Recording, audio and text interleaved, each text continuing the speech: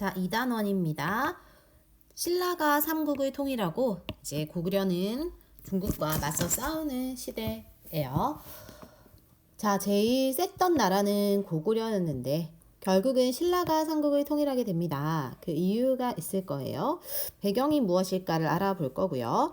그 다음에 이제 학습 목표는 먼저 첫 번째 단원에서는 고구려가 중국의 침략을 물리치고 있는데 그 과정을 설명할 수 있어야 된대. 봅시다. 지금 현재 6세기 후반의 동아시아 국제정세예요. 6세기라고 하면 500년대를 말하는 거고 보니까 이제 고구려를 중심으로 빨간색이 대립관계는 서로 사이가 안 좋다. 그죠? 이렇게 좋지 않고 초록색은 친한 사이야. 이렇게 사이가 좋네요. 그러면 지금 이 배경에서는 수나라라고 하는 중국의 통일 왕조가 있어요. 그러니까 중국을 통일하면서 등장한 수나라가 이제 한때는 고구려가 이제 눈에 가신 거야. 그러니까 힘이 세니까. 그래서 이제 대립 관계로 계속 고구려를 압박하고 있는데 이에 맞서서 고구려는 이제 친한 애들을 자기 친구들을 만드는 거예요. 그래서 이제 처음에는 돌궐과도 연합했고 아래쪽으로는 백제와도 연합을 하고 뭐 이런 식으로 이제 손을 잡고 위아래를 견제를 했습니다. 그러니까 이제 고구려는 얘네가 서로 친하고 수나라하고는 대립관계. 그럼 수나라는 당연히 고구려하고 신라는 대립관계니까 이렇게 손을 잡았겠지. 이런 식으로 동맹관계를 맺고 서로 이제 그 동아시아 국제정세가 재편이 돼요. 그래서 동서 세력과 남북 세력이다. 이렇게 얘기를 하기도 합니다. 보자. 옆으로 갈게요. 선생님이 하는 거 그대로 줄치면서 필기하면서 따라오면 될 것 같아. 첫 번째, 6세기 후반 수가, 중국의 수나라를 말하는 겁니다. 수가라고 하면 수나라. 분열되었던 중국 지역을 통일하면서 다원적 국제 질서가 크게 바뀌었어요. 그럼 중국의 수나라는 이제 그 위쪽으로 돌궐 그리고 옆으로는 고구려를 쳐들어오려고 하는 거야. 그죠? 그래서 이러한 그 국제지사가 바뀌게 되는데 특히나 수문제, 수나라의 황제 이름이에요. 유목 세력인 돌궐을 제압하고 고구려를 압박하며 복종을 강요했대. 그러니까 무릎 꿇어라. 근데 이 틈을 타 고구려의 힘에 눌려있던 말괄과 거란이 고구려로부터 이탈하려는 움직임을 보였다. 그동안 중국의 분열을 이용해서 독자적 세력권을 유지했던 고구려는 새롭게 등장한 수나라에 맞서서 외교적, 군사적 대책을 세워야 했대요. 한편 백제는 고구려와 수의 대립을 관망이 뭐지? 지켜보면서 양쪽과 모두 친선관계를 유지했다. 신라는 고구려를 견제하기 위해 수에 고구려 정보를 요청하는 등 적극적으로 수와 외교 교섭에 나섰다. 보니까 딱 상황 알겠지? 백제는 조금 어때요? 조금 여유가 있네. 일단 둘 다 친하게 지내네. 그죠? 근데 신라는 고구려가 너무 싫어하네. 고구려를 견제하기 위해서 수나라한테 고구려 쳐들어가라 라고 요청하는 등으로 적극적으로 수나라와 손을 잡은 나라네. 이렇게 조금 차이가 있습니다. 그죠? 이게 이제 언제다? 6세기 이후고요. 언제건 이제 이거는 중국의 랴오닝성에 가면 그 당시 고구려 이런 수도, 성, 산성 나와 있다고 합니다. 그 다음 페이지를 갈까요? 그래서 이제 여기 중요한 페이지야. 고구려는 수의 침략에 대비하고 말갈과 거란의 이탈을 막기 위해 요서 지역을 보세요. 자, 흐름 갑니다. 처음에 고구려가 요서 지역을 선제 공격했어요. 자, 보자. 고구려가 이 지도를 보면 고구려 여기 있고 요서 지역의 이쪽을 말하는 거야. 이쪽을 먼저 선제 공격을 했다는 거지. 이렇게. 왜냐하면 수나라가 쳐들어오는 걸 대비하고 그다음에 말괄과 거란이 이쪽으로 들어와 있었거든요. 지금 그러니까 세력이 커져 있었는데 이거를 이제 얘네가 이탈하는 걸 막기 위해서 먼저 여기 쳐들어갔다. 이에 수나라가 30만 명의 대군을 데리고 침공했지만 퇴각했어요. 그럼 이때는 누구 때냐면 수문제 때야. 수나라 약간 황제. 하지만 홍수와 풍랑으로 큰 피해를 입고 퇴각했어요. 그 이후에 수양제가 113만 명 이상의 군대를 동원해서 다시 쳐들어왔는데 고구려의 강력한 저항에 막혀 야오허강도 넘지 못하자 수는 30망의 별동대, 오호, 별동대가 뭐냐? 특별한 군대를 말하는 거지. 그래서 얘네를 데리고 이제 쳐들어왔다. 근데 이에 고건무, 후일의 영유왕, 그러니까 고건무가 바다를 건너 상륙한 수의 군대를 평양 근교에서 물리쳤고, 뭐라고요? 다시 한번 볼까요? 자, 보세요. 자, 잘 봐요. 자, 수나라가 별동대를 파견을 해서 이렇게 온 거야. 평양으로 이렇게 왔어요. 근데 또 이것도 물리치고 또 이제 영유왕이 바다를 건너 상륙하려고 수의 군대를 평양 근교에서 다 막았네, 그치? 막았다. 맞죠? 그리고 을지문덕은 별동대를 유인하여 사이수에서 강 이름이죠. 크게 격퇴했어. 이걸 사이수대첩이라고 시험에 되게 잘 나오는 거죠. 이렇게.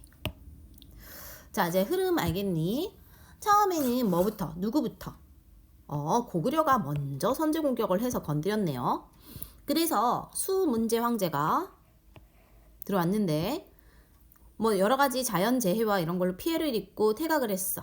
그 다음에 수양제가 처음에 113만 끌고 왔는데 그것도 어쨌든 우리가 강력히 저항했고 또 30만 별동대 그리고 바다 건너 온 애들 이 둘 다 물리쳤다는 거지. 그치? 그리고 마지막으로 을지문덕 살수대첩으로 크게 격퇴했어. 그럼 이제 안 오겠죠? 크게 격퇴했으니까. 그래서 이후에도 수는 고구려를 침략했으나 번번이 패하였다. 결국 잦은 정벌과 토목공사로 민심을 잃은 수나라는 각지에서 반란이 일어나 멸망했어요. 결국 고구려 쳐들어오다가 멸망한 거야, 그치? 그래서 이거 중요한 거 별표. 을지문덕이 수나라의 장군 우중문에게 보낸 시야. 아, 정말 너 똑똑해. 막 이렇게 비꼬는 거 장난 아니에요. 너의 신묘한 계책은 하늘을 이미 깨뚫었고 오면 전술도 땅의 이치를 다 통달했어. 너 정말 대단하네. 너 이미 전쟁 많이 이겨봤지? 이미 공도 많잖아. 그만해라. 그만 꺼져. 더 하면은 나한테 처발릴 거야. 이렇게 이제 이렇게 딱 보낸 거지. 그리고 실제로 처발라버렸지. 그치? 멋있죠? 갑니다. 사수대첩의 영웅 을지문덕을 만나다. 이제 이야기 셈이니까 한번 읽어보고 을지문덕의 인터뷰를 하는 식으로 지금 쓰여 있어요. 그래서 지금 뭐 적들은 깊숙이 들어왔다가 깨닫고 후퇴했지만 이미 늦었어요. 우리가 다 쳐발라버렸어요. 뭐 이런 거. 고건무 장군에게 공을 돌리고 싶습니다. 별동대의 식량 복파하기 위해 상륙했던 수나라의 해군을 고건무 장군이 무찔렀습니다. 그래서 그 소식 듣고 걔네는 전의를 상실했고 그리고 거기까지 오느라 힘들었고 그러다가 결국 나한테 처발렸어요. 막 이런 거예요. 엄청 지금 그림도 멋있죠. 전쟁기념관에 실제로 그림이 나와 있습니다. 넘어갈게요. 그 다음에 당나라. 수나라의 뒤를 이어서 당이라는 나라가 새롭게 중국을 통일해요. 그래서 당나라는 처음에는 우호적인 태도를 보였어. 잘 지내자 이런 식으로 했다는 거지. 그러나 당태종이라는 이제 황제가 즉위하고 나서부터는 얘가 이제 대외 팽창 정책, 그러니까 땅을 먹으려고 하는 정책을 펼치면서 고구려를 압박했어. 고구려는 라오허강 일대의 국경 지역에 연개소문 말고 연씨예요, 연씨. 파견해서 천리장성을 쌓는 등 당의 공격에 대비했어요. 그럼 이건 뭐야? 대비책이죠. 어떻게 대비했는가 한번 볼까? 자, 지도를 보면 자, 여기 볼게요.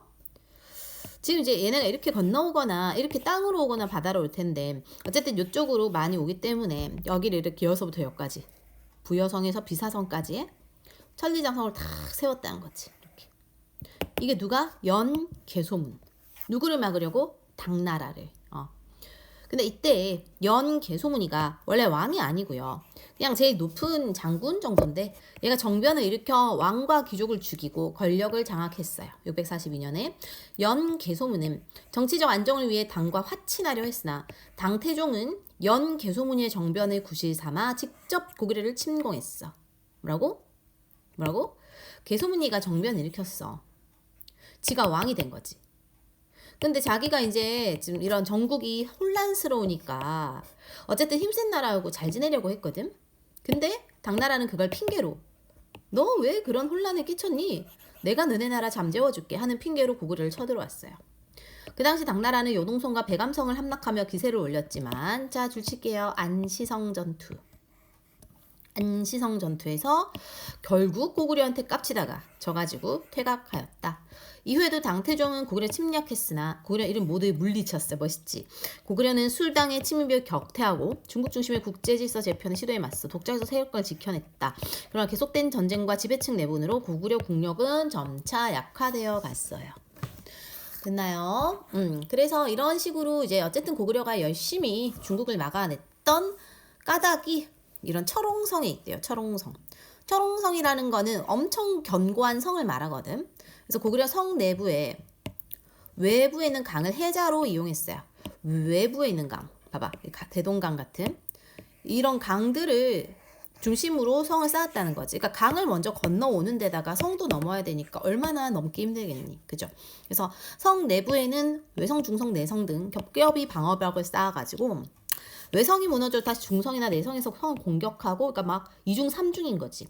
고구려 사람들은 전쟁이 일어나면 성 바깥의 곡식과 풀을 없애.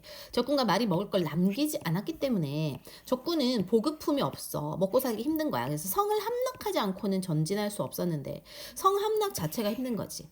고구려 산성은 주변 다른 산성과도 서로 기능적으로 연결되어 적의 후방과 측방을 공격했어. 이런 식으로. 그러니까 효율적 방어 가능했대요. 그래서 성을 쌓을 때 성도를 쐐기 모양으로 만들어서 이렇게 박는 느낌이지.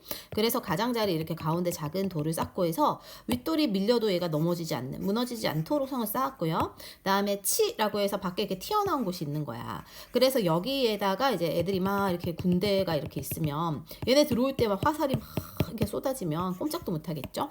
이런 식으로 성을 만들었다. 자, 스스로 확인 문제 볼게요. 1. 고구려 장군 을지문덕이 30만 별동대를 물리친 거 무슨 대첩? 살수 대첩. 써놓으세요. 2. 당태종은 개소문이의 정변을 구시삼아 고구려를 침략하였다. 됐나요? 넘어갈게요. 이제는 삼국통일로 갑니다. 자, 삼국이 통일될 때 핵심적인 사람이 김춘추, 핵심 용어 나당연합, 백제 고구려 멸망, 그들의 부흥운동, 삼국통일이 있고요. 그리고 이 단원의 학습 목표는 신라가 삼국을 통일한 의의와 한계를 말할 수 있다. 즉 이게 시험 문제 나올 수 있다는 거지. 모든 얘들아 시험 문제 선생님들은 학교 선생님들의 시험 문제는 학습 목표에서 내게 되어 있어. 그게 지침이기 때문에 너희도 공부를 할 때 학습 목표를 잘 봐주는 것이 일단 시험 문제 뭐 나와요 하기 전에 먼저 아는 법이야. 이게 족보인 거죠. 그러면 통일을 했던 의의와 한계를 알아야겠네. 의의는 좋은 점, 한계는 나쁜 점, 안 좋은 점, 아쉬운 점이겠죠? 갈게요. 첫 번째, 신라의 위기와 나당연합입니다. 고구려가 수당과 전쟁을 벌이는 동안 백제와 신라도 대립을 했대요. 백제 의자왕은 자, 잘 보세요. 백제의 마지막 왕이 의자왕인데요. 자자자. 의자왕이 뭐 했냐면 당과 연결된 신라를 협공하기 위해 고구려와 손을 잡고 신라의 당항성을 공격했어요. 신라의 당항성이 이제 신라의 항구인데 국제 항구 같은 거거든. 여기가 이제 핵심적인 곳이야. 여기를 이제 지금의 화성시인데 공격해서 신라와 당의 연결을 차단하고자 하였다. 백제는 신라의 40여 성을 함락했어요. 오, 실제로 40여 개나 먹어버렸네. 그리고 낙동강 서쪽의 대야성이 이제 합천에 있는 성인데 이 대야성에 이제 김춘추의 딸내미하고 사위가 있었어. 근데 이 의자왕이 대야성을 점령하면서 자기 딸내미가 죽은 거예요. 그래서 엄청 빡쳤지 김춘추가. 그래서 이제 김춘추가 뭘 했냐면 김춘추가 처음에는 고구려에 가서 우리 손잡읍시다 라고 해요. 근데 고구려가 뭔 얘기를 하냐면 우리는 너네가 가져간 중령 이북의 땅을 돌려주면 도와줄게 해서 깨져. 땅이 되게 중요한 땅이었기 때문이죠. 이에 고구려의 신라의 김춘추는 당태종이 안시성 전투에서 패배하고 돌아가자 당나라에 가서 당나라와 손잡기를 요청했어요. 그래서 동맹이 맺어지는 거죠. 흐름 알겠니? 흐름 알겠니? 자, 처음에 의자왕이가 신라를 건드렸어요. 그래서 40여 개 성을 함락하고 대야성까지 진출했어. 그래서 김춘추가 빡쳐서 고구려한테 가는데 고구려가 이러한 요구를 해서 돌아와서 당나라한테 가서 당나라한테 손잡자 해서 손잡게 됐다라는 게 흐름인 거야. 됐죠? 그래서 자, 그림 보시면 김춘추가 이제 고구려한테 연개소문이한테 간 거야. 그래서 같이 좀 싸웁시다. 네, 너희가 가져간 땅 돌려주시오. 그래서 이제 이 협상은 깨지고, 그지? 깨지고 이제 다시 어디로 가? 당나라한테 갔어. 그리고 이때도 얘가 이 요구를 들어주지 않자 개소문이가 얘를 가둬요. 감옥에 가둬버리거든. 근데 겨우겨우 그 문지기를 잘 설득하고 꼬드겨가지고 탈출을 겨우 해가지고 탈출해서 당나라로 갔어. 그러니까 이제 열받잖아. 막 이제 없애고 싶지 얘네를. 당나라한테 가서 우리 같이 손잡고 고구려 칩시다. 내가 열심히 도와줄게요. 오케이. 그러면 나도 원하는 게 있다. 내가 고구려와 백제 두 나라를 평정하면 평양 이남의 백제 땅은 신라에 주겠다. 그러니까 이제 백제는 너네가 가져라. 평양까지는 내가 먹을게. 이렇게 서로 군사 동맹을 맺은 장면을 말하는 거예요. 그래서 서로 손잡게 됩니다. 그러니까 이제 이 자료 1에서는 뭐라 써야 되냐면 이 협상이 진행될 당시 한반도의 정세는 어떠했냐면 일단 김춘추는 김춘추가 신라 사람이잖아. 그치? 그래서 신라는 고구려에 동맹을 요청해서 고립을 벗어나고자 했어요. 근데 이게 실패. 깨져서 이제 열로 가서 그 신라하고 당나라가 동맹을 맺게 되는 거지. 나당 동맹이 체결된다라고 얘기하면 됩니다. 넘어갈게요. 자, 그래서 이제 손을 드디어 잡고 이제 제일 먼저 어디로 가냐 하면 백제로 갑니다. 백제로 가서 백제를 쳐들어가요.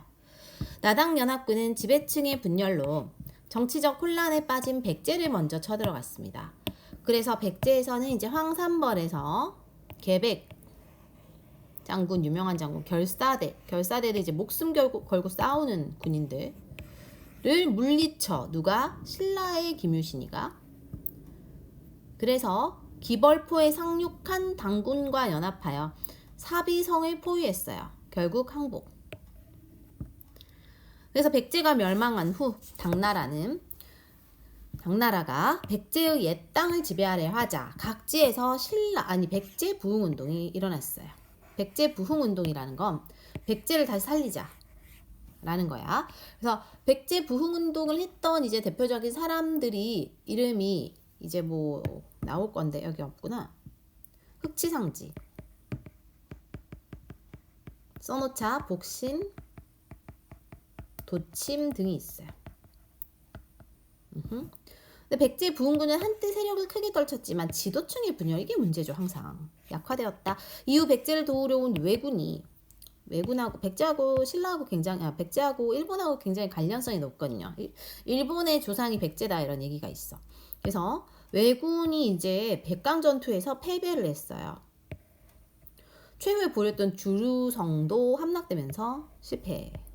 그럼 결국 여기 이후는 부흥운동이 실패한 과정을 말하는 거고, 그죠? 여기서 여기까지는 그냥 백제가 망한 거를 말하는 거야. 됐나요? 다음 고구려. 백제의 멸망 이후 당나라는 신라로부터 군량 지원을 받으며 평양성을 직접 공격하였다. 고구려에서는 연개소문이가 죽고 나서 굉장히 이제 아들들 사이에 권력 다툼이, 지배층의 다툼이 일어났고, 이를 틈타 나당연합군의 총공세가 시작돼서 멸망했네요. 그러니까 이것도 이제 멸망의 흐름이고 결국 이때 멸망한 거야. 그 이후에 여기서부터 여기까지는 고구려 부흥 운동을 의미하는 거고요. 고구려 다시 살리자. 고구려를 다시 부흥시키자. 대표적인 사람이 이제 건모잠, 안승, 뭐 이런 사람들이 있어요. 고현무도 있고. 세 글자 일반적으로. 그치? 근데 이것도 결국 지도층의 분열로 안승이 왕이었는데 신라에 항복하면서 실패하였다. 자, 고구려 유민의 활약을 한번 볼까요? 고구려가 멸망된 뒤에 당나라는 고구려가 다시 또 살아날까봐 워낙 자기들을 괴롭혔으니까 막기 위해 지배층을 중국 각지로 강제로 이주시켰어요. 비록 나라를 잃어버렸지만 고구려 유민들은 몽골 초원이나 중국 각지에서 용맹을 떨치며 활약했대. 고문관, 고문관이 아니라 고문관.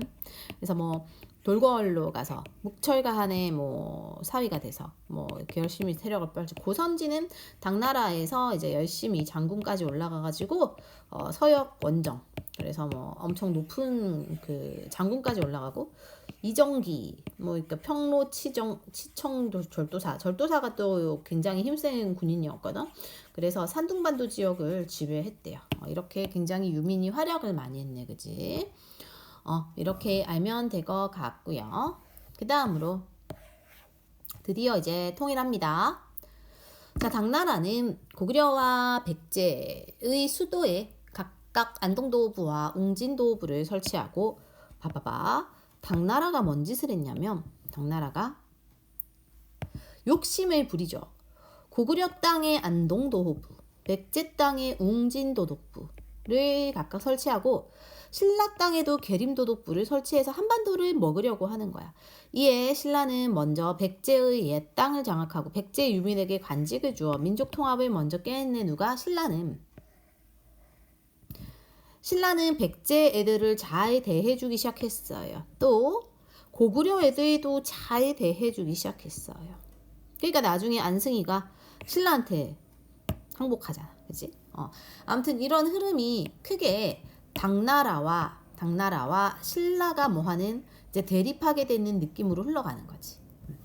그리고 토번은 어쨌든 민족이야, 민족. 티베트라는, 지금의 티베트라는 나라의 옛 이름이에요. 토번이 실크로드를 장악하고 당나라를 압박하자 신라는 고구려 부흥군과 합세하여 당의 부대를 선제 공격하였다. 뭐라고? 신라가 고구려 애들하고 얘네와 합쳐서 당나라 쳐들어갔네. 당나라 군대들을, 그치? 이에 당나라가 얘네 합쳐서 신라를 침략했어. 그러면 뭐 하기 시작해? 서로 대립하기 시작하네요. 신라는 장창보병과 장창보병과 쇠뇌부대가, 장창이 큰 칼을 말해, 이렇게 생긴 거.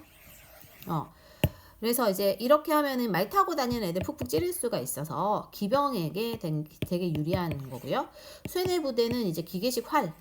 그래서 이거 둘 다 기병을 약화시키는 건데, 기병이 당나라가 셌기 때문에 이러한 군대적인 기술을 썼다는 거지. 그러면서 이제 대비를 하고 있었고, 또 신라가 당군을 여기 빨간 펜 매소성 기벌포에서 크게 격파하자 당나라가 드디어 철수하고 통일을 하게 되네요. 신라의 삼국 통일로, 자, 여기에 의의와 한계가 나와요. 좋은 점. 삼국의 문화가 하나로 융합되어 민족 문화 발전의 기틀이 마련됐어. 즉 드디어 민족 문화라는 게 만들어지고 발전되게 되는 기초의 틀이 형성됐다.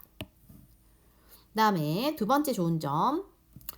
당나라가 동아시아를 지배하려 했는데 그 욕심을 좌절시켜서 이후에 돌궐이나 발해가 생길 수 있는 배경이 되었어. 이게 좋은 점. 아쉬운 점은 땅이 좀 줄어들었어요. 대동강 이북의 옛 고구려 영토가 없어졌다. 이게 한계점. 됐나요? 여기 또 있어. 또 정리해보자. 또 한 번 더 해보면요. 활동. 신라의 삼국통일 평가하기.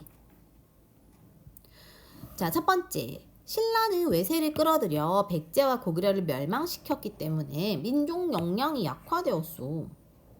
더욱이 고구려 옛 땅도 잃어버렸으니 삼국통일이 아니라 백제만 멸망한 거라고도 할 수 있지. 이거 다 안 좋은 점 얘기하고 있다, 그치? 신라는 생존을 위해 외세를 이용한 거야. 또 당이 신라마저 공격하자 백제 유민과 하나가 되어 백제 고구려 유민과 하나가 되어 나당 전쟁에서 승리했어. 그러니까 이거는 다 하나가 됐다는 건 이건 그냥 민족이 통합됐다는 느낌이 아닐까 이렇게 얘기한다는 거지. 그리고 오히려 신라의 현실적 외교가 우리나라 다 지킨 게 아닐까? 만약에 당나라랑 싸웠으면 먹히지 않았을까? 이런 거지. 결국은 그러면 굉장히 양면성이 있다고 볼 수 있겠죠. 좋은 것도 있고 아쉬운 점도 있고 뭐 그런 거다. 다음에 채워보자. 자, 신라 사람 중에 나당연합을 성사한 사 김춘추지, 김춘추. 두 번째, 신라는 매소성과 기벌포. 매소성은 말 그대로 얘들아 땅이에요. 기벌포는 바다예요. 그러니까 육지와 바다에서 다 물리쳤다 이렇게 이해하면 될 것 같습니다. 마지막 요거 갈게요. 고구려 유민 발해를 세우다예요. 발해에 대해서 건국 과정을 설명할 수 있어야 한다라는 거지. 보자. 첫 번째. 고구려 멸망 후 당나라는 고구려의 왕과 귀족 등 지배층을 중국 각지로 이주시켰어요. 아까 본 것처럼 당나라가 고구려가 다시 세워질까봐 그게 되게 두려웠대. 그래서 지배층이나 이런 애들을 중국 각지로 강제로 이주시킨 거야. 그래서 요서의 영주 지역에는 고구려의 장군의 출신인 대조영을 비롯해 많은 고구려 유민, 말갈족, 거란족이 살고 있었대요. 근데 당나라 지배를 받고 있던 돌걸 세력이 몽골 초원에서 재기하여 독립하자 거란족 이진충이가 당나라에 저항하여 영주 지역에서 반란을 일으켰어. 영주 지역 어디? 여기 있는 곳. 반란을 일으켜서 누가? 거란족이. 이 틈을 타서 대조영은 고구려 유민과 말갈족 이끌고 영주를 탈출했어요. 즉 거란족이 일으킨 반란을 틈타 영주를 탈출해서 세운 나라가 뭐다? 발해다라는 거지. 그래서 아래쪽 대조영은 추격해온 당나라의 군대를 말갈족과 함께 물리치고 동모산이라는 여기 산이에요. 도읍을 정하고 발해를 세웠어요. 발해를 세운 연도가 698년. 발해가 건국되어 남쪽의 통일신라와 북쪽의 발해가 남북국, 여기 신라 있고 여기 백제 있는 발해가 있는 남북국의 형세를 이루게 되었다라고 합니다. 자, 발해 건국에 대한 동아시아 각국의 의견이 있습니다. 그러니까 이게 뭐 논란거리라고 뭐 할 수 있는지는 잘 모르겠지만 어쨌든 각국이 서로 자기 나라라고 한다 이런 거가 있어. 보면 신라가 삼국을 통일했지만 고구려를 계승한 발해가 건국되어 남북으로 병존 같이 있었기 때문에 그러니까 남쪽에는 우리의 민족인 신라, 북쪽에는 우리 민족의 계승을 했던 발해가 있으니까 둘 다 우리 거. 우리나라 입장이겠죠? 그다음에 발해 왕은 자신을 고려왕이라고 했어. 이거 중요합니다. 별표할게요. 발해 왕은 자신을 고려왕, 고구려왕이라고 하고 일본조차 발해를 고려라고 불렀어. 그럼 이 말은 어쨌든 이거 고구려를 계승한 나라지 않냐 이거지. 그리고 발해를 건국한 대조영이가 고구려 장군 출신이고 발해 지배층의 상당수가 성씨가 고씨래요. 고씨는 고구려 성씨거든.